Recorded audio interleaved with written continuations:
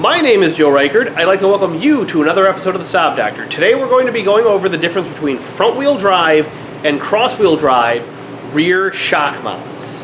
Stay tuned. This is a standard front-wheel drive 9.3 rear shock mount. This is a cross-wheel drive 9.3 shock mount. See the difference? The cross-wheel drive one is a lot more beefy. It also has this bit on the bottom, which I'm going to undo the bolt, see if this can come off, because I was trying to figure it out, and it seems that that's why that doesn't have its thing that holds it up in there.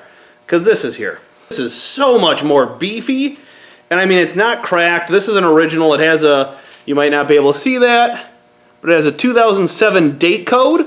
I'm going to take this off. We're going to see, oh.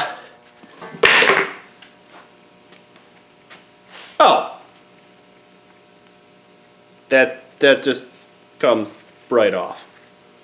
Well, that makes it a whole lot easier.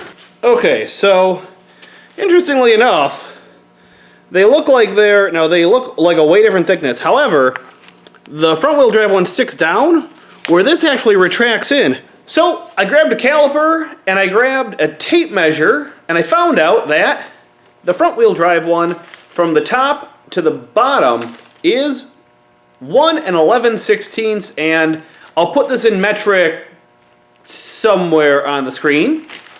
So then what I did was I took the cross-wheel drive one, I measured this offset and the whole thing.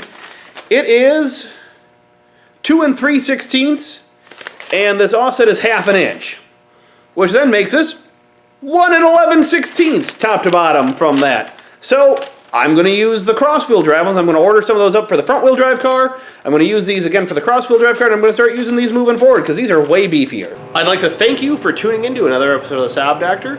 Just remember, if you enjoyed this, if this was helpful for you, like, share, and subscribe, and Saab on, folks.